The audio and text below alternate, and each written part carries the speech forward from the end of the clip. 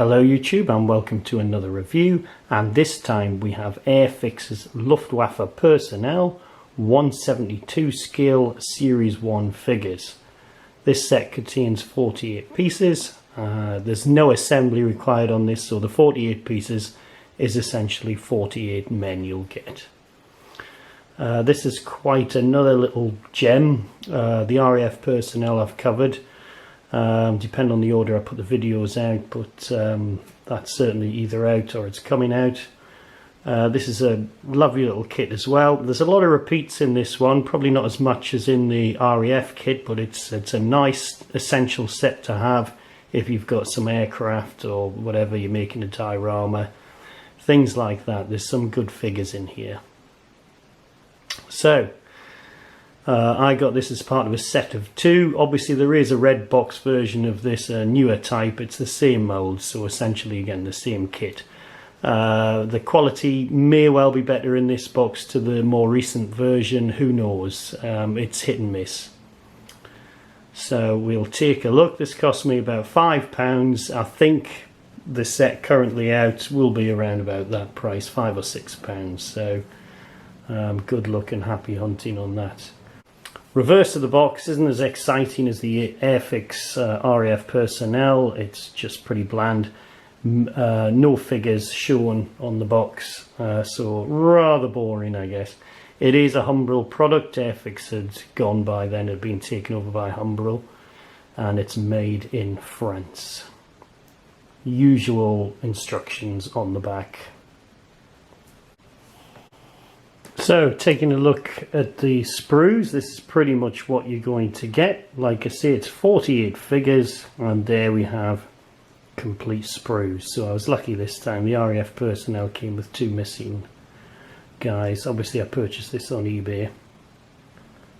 So that's what you're getting. As you can see, there is a few repeats. I've got a few repeats of this chap here, which is probably a little bit unnecessary. I've got 4 of those, which is just, you know, a little bit silly. But aside from that, they are quite impressive looking figures. So we'll take a look at these individually. So here we are with our first figure, and this is the guy passing the spanner up to a colleague. I've got about 4 of these, which is quite excessive. However, he's a nice figure, and these was more than likely sculpted when AIRFIX was in its sort of heyday, prime-ish, where we got quite a bit of good quality coming through. But this figure certainly is very good. Nice field cap on, belt buckle. He looks quite smart for a mechanic. And again, good creasing on the trousers. Not a bad figure.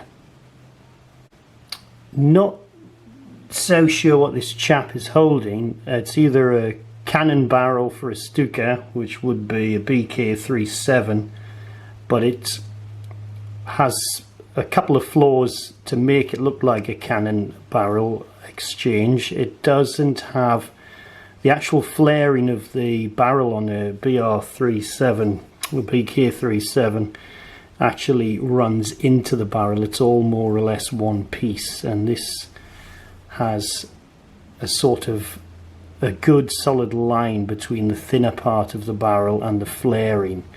So the jury's out on this one. I'm not so sure what this is, and it's a shame AIRFIX really don't tell you what it is, but there you go. Aside from that, he's a nice figure. Whatever he's holding looks fairly awkward and heavy, so it's a good pose.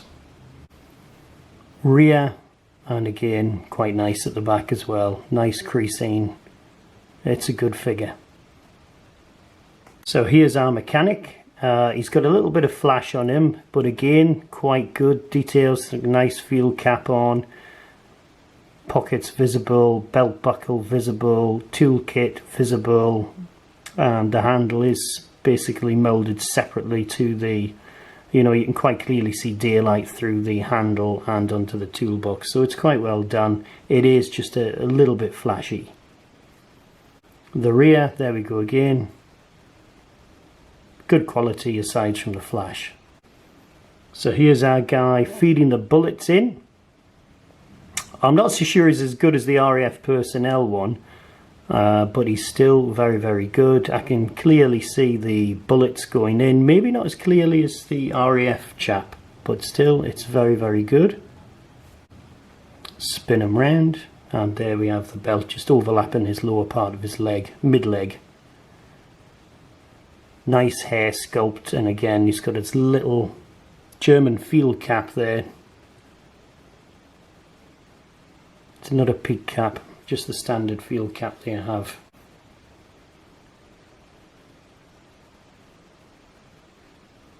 This chap here is quite low down, so that would tell me maybe he's doing something with the wheels for all we know.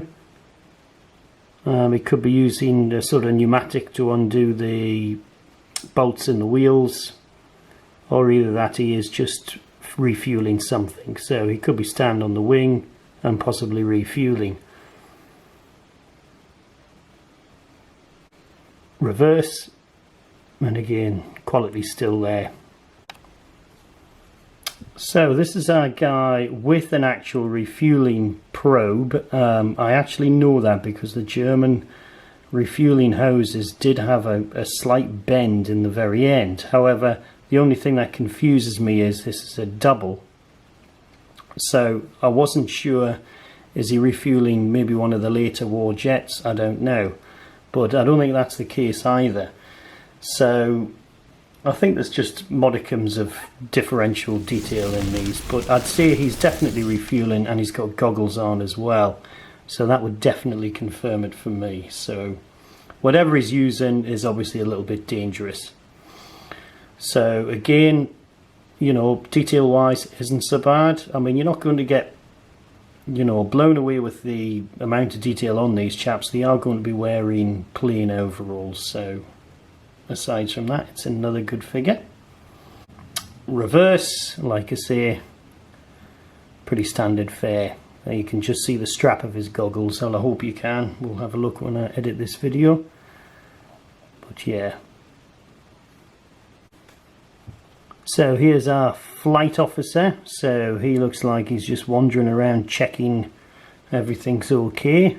He's got his briefcase there. I'm just going off what I saw on the front cover. He's got his briefcase there, and he's clutching something in his hand there. Not quite sure what that is, but it's really well detailed and quite like what I see. Nice figure. He's got his nice cap on there, so that's quite good. Very well detailed. On the reverse, just a continuation of good detailing, nice flight boots, everything as it should be. Now here's our guy with the huge spanner, so he's obviously doing something really serious here. So something's gone wrong, maybe something to do with the wheels, who knows. But he's got no cap on, a little bit hunched, but you know, worthwhile enough figure to have. And the reverse, standard fare. So again, here's our chap, very similar to the RAF personnel fellow. And he's holding a bomb at a sort of what you would consider kind of dangerously, and he's got his standard German cap on. Again, nice pose. I'm not sure I'd want his job. And the reverse there. Not so sure what this is. It's quite thin to be a box of ammunition. So I don't know what this actually is. It could be maybe a couple of magazine cartridges, but I'm not too sure, unfortunately. The back, again, standard fare. Now he looks a little bit more important than the others. Then he could be a pilot as well. Very nice figure. Very nice. So this guy has a type of watering can, and he could really be doing anything. I mean, planes and the engines do require water and things like that, so most certainly. But it looks, the way the crank is, I'm just wondering if that's filled with oil.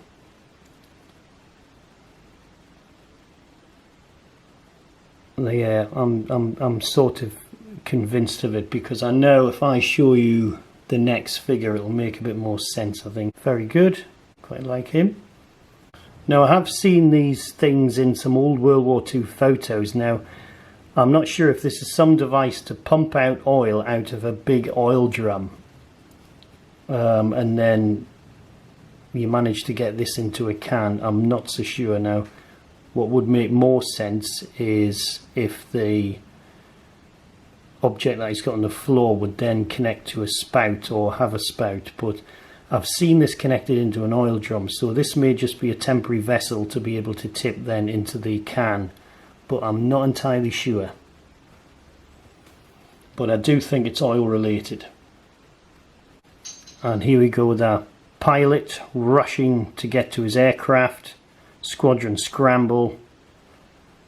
And I wouldn't say the pose is as good as the RAF personnel one. This one looks slightly stiff, so that would be my only criticism there, but again, they're still quite a quality set, this one. And that's him from this angle. From the front he'll look like this.